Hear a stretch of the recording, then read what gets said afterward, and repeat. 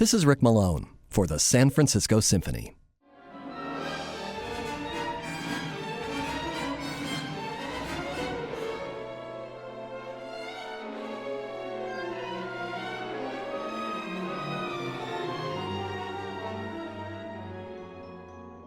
When Arnold Schoenberg invented the serial or 12-tone method of composition, he thought of it as an evolution of music, not a revolution.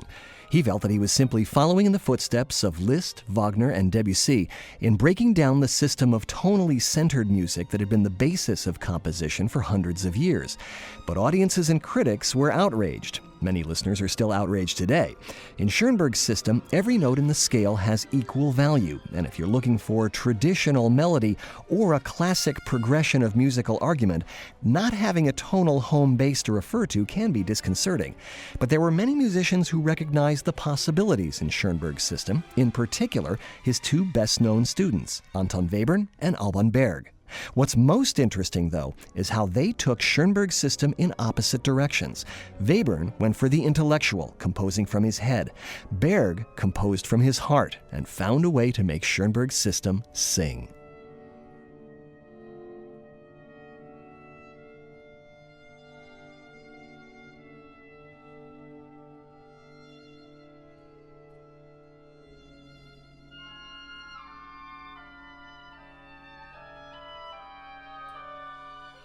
Berg's own development as a composer, though, was not without its own issues. He studied with Schoenberg off and on for about 8 years, until a short visit to Schoenberg's house in Vienna in 1914 turned into a scene. From the beginning, Schoenberg had been concerned about the fact that Berg seemed content to write in miniatures, when he knew that Berg would only really find his voice in something that involved symphonic development on a large scale. Berg showed his teacher a couple of his short new works, and Schoenberg exploded, basically throwing his student out of the house. But within just a couple of weeks, Berg realized that Schoenberg was right, and began what would become his first major symphonic work, his 3 pieces for orchestra.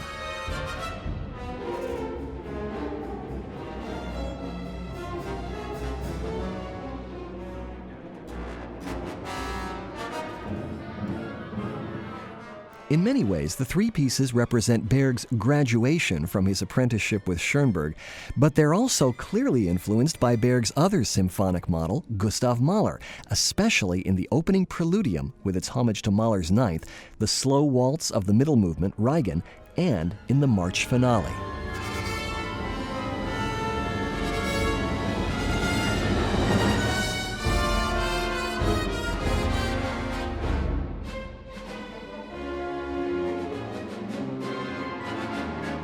Berg's flair for the dramatic shows up not just in the music, but also in the written foreword to the miniature score, where an unidentified author writes that the 3 pieces are what the first piece, with a touch of shy understatement, pretends to be, namely a single preludium, a prelude to a tragedy whose end cannot be foretold.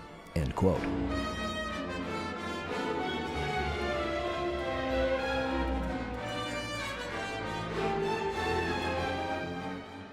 Praeludium begins with soft, unpitched percussion noises.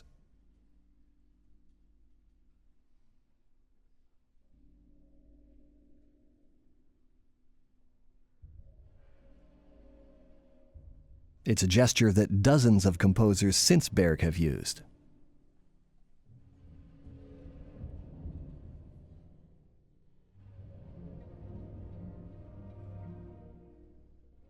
Eventually, the timpani enter with actual pitches, and melodic ideas begin to emerge.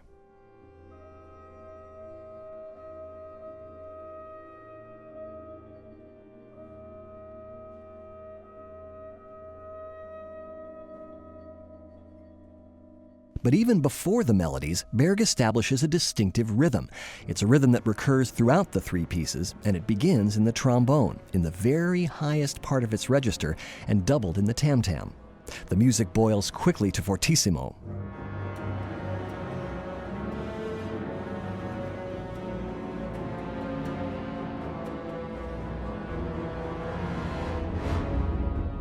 And after first appearing in fragments, a new melody emerges, and it's a clear homage to Mahler's Symphony No. 9.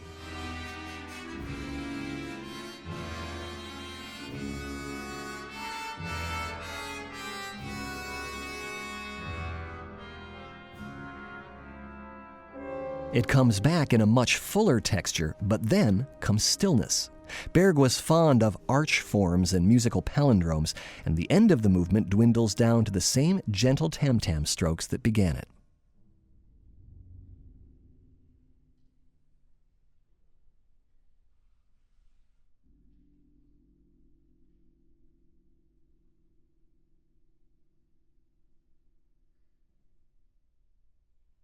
The second movement is called Reigen, or round dance.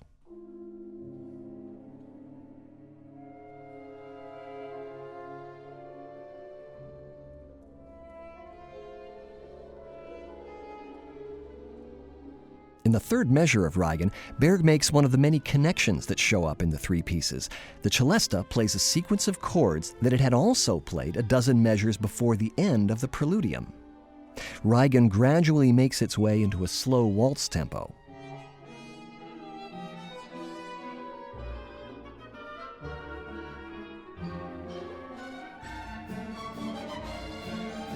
And if you think of the three pieces as a sort of crypto-symphony, the slow movement begins with a subtle and almost imperceptible shift from 3/4 waltz time to 4/4 march time.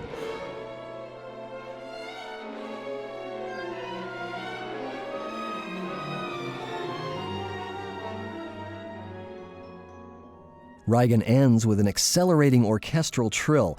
Berg used a similar sequence at the end of Act 1 of his opera Wozzeck.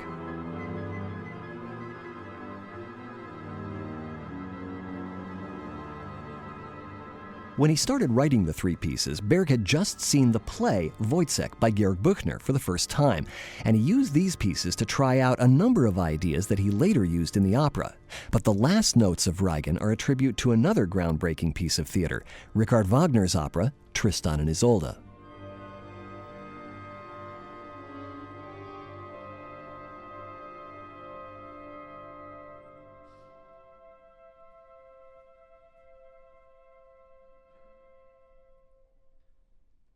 The final march was the first of the three pieces that Berg began working on in 1914, and it's another tribute to Mahler, particularly the funeral marches of his 6th and 5th symphonies.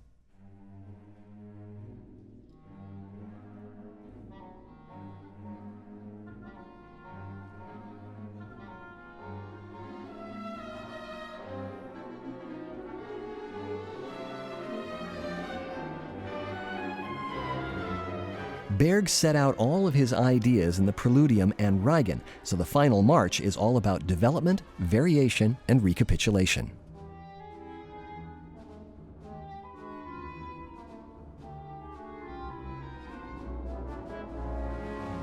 The development builds and builds to what seems like a cacophony.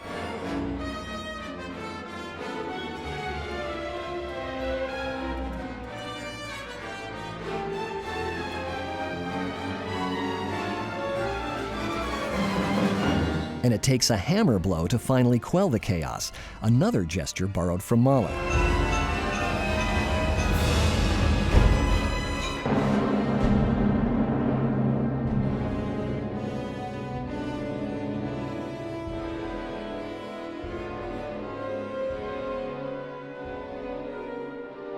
The recapitulation is all brass fanfares, the heavy footsteps of a nightmarishly slow march, and the shuddering of coolly rising chords.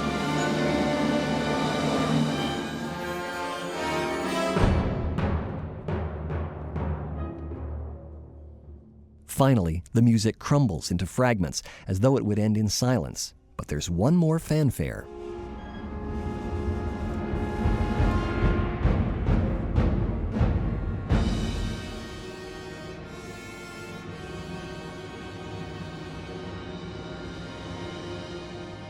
It's like the one behind the scenes at the end of Reigen, but now it has become foreground, sounded by 4 trumpets, all the horns in unison, plus the xylophone. It culminates in a huge crescendo and a devastating crash, as if to say, the prelude is over, the tragedy can begin.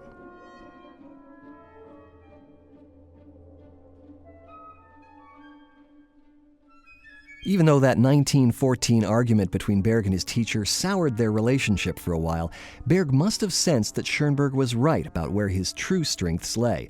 Just as Schoenberg had predicted, the greatest successes of Berg's career came in longer forms. The operas Wozzeck and Lulu, the chamber concerto, the lyric suite, and the violin concerto.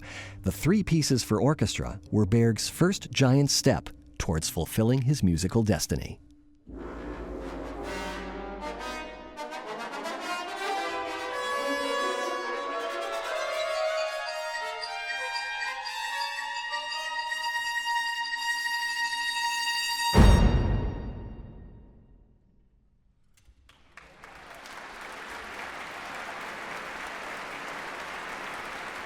This is Rick Malone for the San Francisco Symphony.